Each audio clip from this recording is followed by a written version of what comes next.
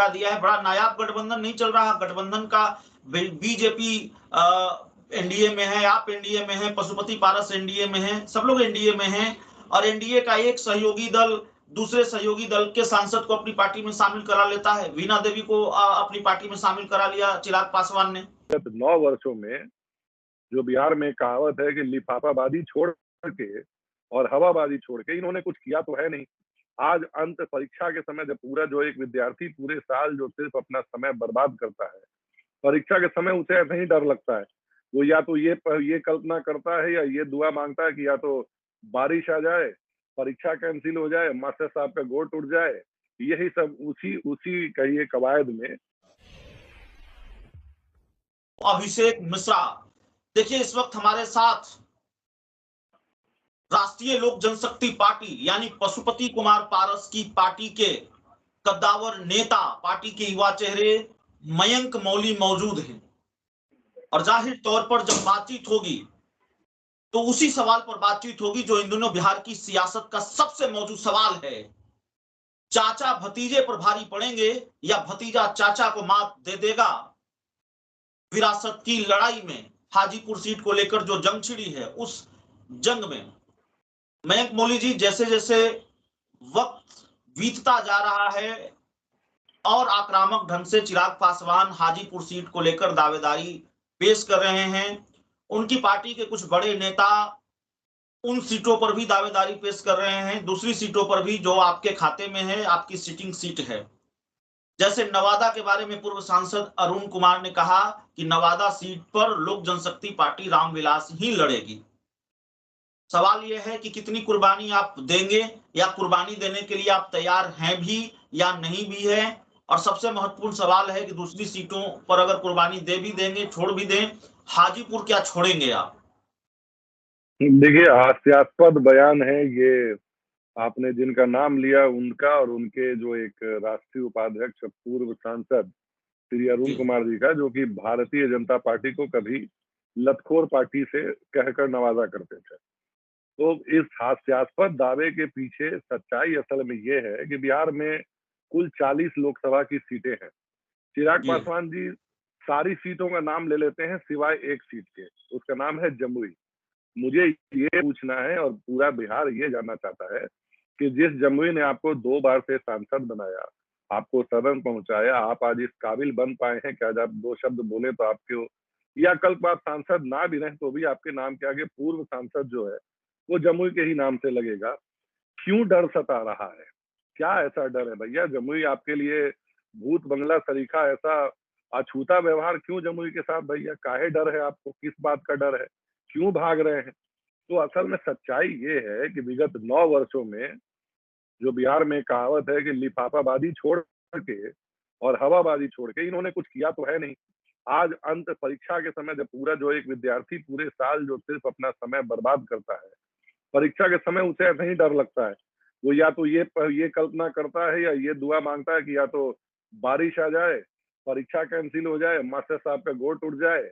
यही सब उसी कहिए कवायद में श्री चिराग पासवान जी जो हैं वो लगातार अपनी कहिए कि अनर्गल प्रलाप जो उनके हम सुन रहे हैं, कभी एयरपोर्ट पर, कभी किसी शादी समारोह में, कभी किसी मंच से, जहां ये निकरण प्रकारण कैसे भी हाजीपुर पर, जिसको बिहार में कहते हैं ना, जमकर फंसाने की कोशिश कर रहे हैं। जी मयंक मौली जी, इतना महत्वपूर्ण सवाल ये है कि हाजीपुर सीट पर कौन लड़ेगा, पशुपति पारस या निसंदेह मेरे नेता। महत्वपूर्ण सवाल अब ये हो गया है कि अगर पशुपति पारस के खाते में हाजीपुर सीट नहीं जाती है तो क्या आप भारतीय जनता पार्टी से गठबंधन तोड़ लेंगे? क्या करेंगे? हमको चिराग पासवान समझे हैं क्या आप हमारे नेता को कि भैया मौका मिला तो इधर, और भाजपा की गोदी में बैठ के राष्ट्रीय जनता दल को लव सिग्नल भेजने वाले चिराग पासवान समझे क्या आपको? हमारे नेता ने खुले शब्दों में, आप उस मंच के गवाह हैं, उन्होंने बार बार कहा है कि जीते जी अपने अंतिम समय तक मैं भारतीय जनता पार्टी के साथ हूँ, वो चाहे राजनीतिक लेना देना हो या ना हो। ये चिराग पासवान थोड़ी है भैया कि 2020 में जिस नरेंद्र मोदी का, जिस कहिए कि नीतीश कुमार जी का, नहीं मेरी बात सुन लीजिए, भगवान भी आकर कहेंगे तो हम बीजेपी के साथ नहीं जाएंगे, जीतन राम मांझी ने कहा था कि मैंने कसम खाई है नीतीश कुमार का साथ नहीं छोड़ूंगा, तो राजनीति में ऐसी कस्में तो खाई भाई जाती है। नहीं, देखिए भैया, मैं जीतन राम मांझी को और मैं चिराग पासवान को मैं किसी को नहीं जानता, मैं अपने नेता को जानता हूँ। मेरे नेता अपने शब्दों पे कायम है, और मैं आपको बता दूं ऐसा कौन सा कारण है जिसके लिए भैया आप मेरे से ये सवाल पूछ रहे हैं। मेरे नेता जो केंद्रीय कैबिनेट में माननीय प्रधानमंत्री जी को मिला करके 39 कैबिनेट मंत्री हैं, जिसमें इकलौते घटक दल के तौर पे कैबिनेट में शामिल है। देश के वीवीआईपी सूची में 11वां नाम है उनका, उनको जो प्रोटोकॉल मिला हुआ है। चाहे भारत सरकार का कोई भी ऐसा महत्वपूर्ण कार्यक्रम विगत 1-1.5 वर्षों में नहीं हुआ है, चाहे वैश्विक पटल पे हो, चाहे G20 हो, चाहे नौकरियां बांटना हो, कहाँ मेरे नेता को माननीय प्रधानमंत्री जी ने पीछे रखा, या कहाँ उनको कोई मौका देने से चूके हैं, और कहाँ मेरे नेता ने कहीं भी किसी युवा नेता से कम में भी कोई कार्य करने की कोशिश की हो। हर जगह वो बीसी साबित हुए हैं। तो मैं यही कह रहा हूँ, किसी हवाबाज नेता, किसी की लिफाफाबाजी से हमें कोई फर्क नहीं पड़ता है। उन्हें जो अनर्गल प्रलाप करना है करे। भी हालिया शामिल हुए हैं, 39वें दल है, कब तक रहेंगे ये कोई नहीं जानता है। नहीं, मयंक मौली जी, आपकी पार्टी के जो राष्ट्रीय अध्यक्ष हैं पशुपति पारस, उन्होंने यह भी कहा कि चिराग पासवान एनडीए का हिस्सा नहीं है। तो चिराग पासवान को तो एनडीए का हिस्सा हैं, वो एनडीए की बैठक में शामिल हुए, जेपी नड्डा से मुलाकात करते हैं। लगता नहीं आप बीजेपी के फैसले को भी चुनौती दे रहे हैं, जो बीजेपी उन्हें एनडीए का हिस्सा बताती है। नहीं, मेरे नेता के बयान का गलत मतलब निकाला गया। मैं फिर वही बता रहा हूँ, ये हालिया शामिल 39वें व्यक्ति हैं। इनकी जो कहिए राजनीतिक समझ और इनकी जो विश्वसनीयता पे सदैव प्रश्न चिन्ह लगा रहता है, उन्होंने उस संदर्भ में वो बात कही है कि ये आज भले आ गए हैं, एक मीटिंग में बैठ गए हैं, ठीक है, ये कब तक रहेंगे ये कोई नहीं जानता। और वो उसका प्रमाण अभी आपको मिल गया, जो अभी 5 राज्यों के चुनाव में इन्होंने एनडीए में शामिल होने के ठीक बाद, जो कहिए राजस्थान में 12 सीटों पे और यहाँ पे मध्य प्रदेश में 4 सीटों पे भारतीय जनता पार्टी और माननीय प्रधानमंत्री जी के सपनों को हराने के लिए अपने कैंडिडेट उतारे। ये दूसरी बात है कि इनको जो वोटिंग प्रतिशत मिला वो नोटा से भी के कंपैरिजन में 0.01% का वोटिंग प्रतिशत इनको हासिल हुआ। जनता ने आईना दिखाया है ऐसे करके इनको, इनके जो कथित नकली हनुमान वाला जो इनका जो अवतार है, उसको ऐसे आईना दिखा रहा। और पलटी मारने में तो ये नीतीश कुमार को भी पीछे छोड़ चुके हैं। अब जैसे चुनाव हारे हैं, बुरी तो नहीं कहूंगा, मतलब जब कह रहा हूँ कि जब नोटा से भी 0.01% जिस व्यक्ति को कहिए कि उसको मत हासिल हुआ होगा, अपने उन 12 तथकथित जो उनके प्रत्याशियों हैं उनकी सुध लेना छोड़ दीजिए, तुरंत पलटी मार के इन्होंने एक अकेला सब पे भारी वगैरह का पोस्ट कर दिया कि हाँ भैया, जैसे कि कुछ हुआ ही नहीं था। और यही काम इन्होंने क्या किया था, इन्होंने उत्तर प्रदेश में माननीय योगी जी के खिलाफ अपने कैंडिडेट उतारे।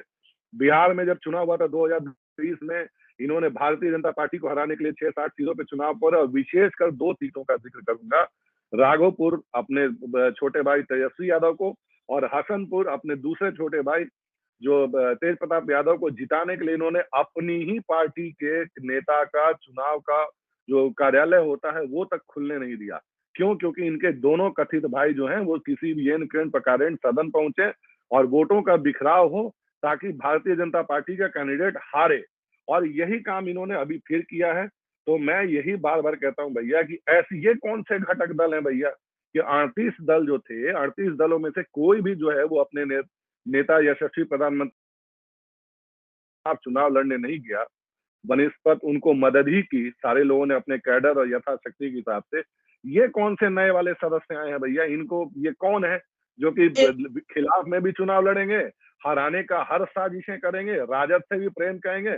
आपको वो मंजर याद दिला दूं, आपके पास आपके आर्काइव में वो वीडियो जरूर होगा, जब ये जिस दिन कहिए कि ये एनडीए की जिस बैठक का आप जिक्र कर रहे हैं ज्वाइन करके आए थे, उसके ठीक अगली सुबह जब ये पटना पहुंचे, पत्रकारों का हुजूम लगा हुआ था। पत्रकारों को इन्होंने क्या कहा कि Lalu Prasad Yadav is the man of word. Lalu Prasad Yadav मेरे अभिभावक हैं, उनसे बड़ा बिहार में कोई नेता नहीं है। Yes, Tejashwi Yadav and Tej Pratap Yadav are my brothers. और 10 सर्कुलर रोड में मेरे भाई बहन कथित बहनें रहती हैं। एक तरफ एक रात पहले आप माननीय प्रधानमंत्री जी के पैर पर ये लिपटते हैं, गिरते हैं, उनको उनकी तस्वीरें वायरल कराते हैं कि आप मोदी के कथित हनुमान हैं। और अगले दिन आकर के आप लालू प्रसाद यादव जी को अपना नेता बताते हैं, और उसके बाद आप कहते हैं कि आपकी विश्वसनीयता पे कोई प्रश्न चिन्ह न लगाया जाए। ये कैसा टू टाइमिंग है भैया? ये कौन से हनुमान है? मयंक मौली साहब, वक्त की कमी है, एक आखिरी टिप्पणी चाहेंगे। झटके लगे हैं आपको और चिराग पासवान ने झटका दिया है। बड़ा नायाब गठबंधन नहीं चल रहा। गठबंधन का बीजेपी एनडीए में है, आप एनडीए में है, पशुपति पारस एनडीए में है, सब लोग एनडीए में हैं, और एनडीए का एक सहयोगी दल दूसरे सहयोगी दल के सांसद को अपनी पार्टी में शामिल करा लेता है। वीणा देवी को अपनी पार्टी में शामिल करा लिया चिराग पासवान ने। देखिए, मैं सबसे पहले वीणा देवी प्रकरण को भी स्पष्ट कर दूं कि आदरणीय वीणा देवी जी, जो कि वैशाली से सांसद है, वैशाली लोक जनशक्ति पार्टी की परंपरागत सीटों में से एक सीट रही है। तो उस सीट पे हमने आपको अभी मैं जो आपको पूर्व में ले चलूं, 2014 में वहां से हमारे सांसद कोई और थे, 2019 में मैडम आई, 2024 में फिर कोई और हो सकता है, जिसकी पूरी संभावना है। और ये वस्तुस्थिति हमारे नेता ने श्रीमती वीणा देवी जी को आज से 7 माह पूर्व लगभग उनको स्पष्ट कर दी थी। क्यों? क्योंकि कैडर के तरफ से और वहां के लोकल जो पब्लिक है और जो आम जनता की तरफ से इनके लिए फीडबैक ठीक नहीं आ रहा था। माननीय प्रधानमंत्री जी के जितने भी विकास कार्य हैं, उनका कहिए सड़क पे, उनका जो योजना के लाभार्थियों तक में क्रियान्वयन जो वो श्रीमती वीणा देवी जी ठीक से नहीं कर पा रही थी। हमारे नेता ने उनको बुला के ये स्पष्ट कर दिया कि हम आपको दोबारा रिपीट कर पाने में अक्षम है, हम आपको रिपीट नहीं कर पाएंगे। उसके बाद से उन्हें पूरा के भैया, उसके बाद से आपने देखा घूम के कहाँ नहीं गई, कभी दिल्ली गई, कभी कहाँ गई, कभी प्रसाद खाने गई। चिराग पासवान जी ने भी खबरों को सनसनीखेज बनाने के लिए अलग अलग मौके पे उनका इस्तेमाल किया। वो आज भी उनका राजनीतिक इस्तेमाल कर रहे हैं। टिकट दे देंगे क्या? आप पूछिए उनसे, दे देंगे क्या टिकट? नहीं देंगे, किसी भी हाल में नहीं देंगे। वो मैं आपको लिख के देता हूँ। टिकट दे भी कहाँ से देंगे भैया? टिकट, वो सीट तो हमारी है, परंपरागत सीट जो है समस्तीपुर हो गया, जिसपे कि हमारे कहिए कि पुराना दावेदारी है, उसके हमारे वर्तमान सांसद है, हमारे पूर्व सांसद वहां से रहे हैं, हमारे दिवंगत नेता की वो सीट रही है। वैशाली हो गया, हाजीपुर हो गया, ये हमारा कैडर वोट का सीट है, इसमें कभी कोई कॉम्प्रोमाइज नहीं होगा। मैं साहब, हम आपकी व्यस्तता भी समझते हैं, लेकिन मौका चुनाव का है, गहमागहमी बहुत है, तो हम आपको परेशान करते रहेंगे, आपका समय हम लेते रहेंगे, और एक बार फिर हम आपके साथ जुड़ेंगे। अभी विदा लेते हैं, और हमें अपना समय देने के लिए, आप हमारे साथ जुड़े, इसके लिए आपका बहुत बहुत शुक्रिया। धन्यवाद।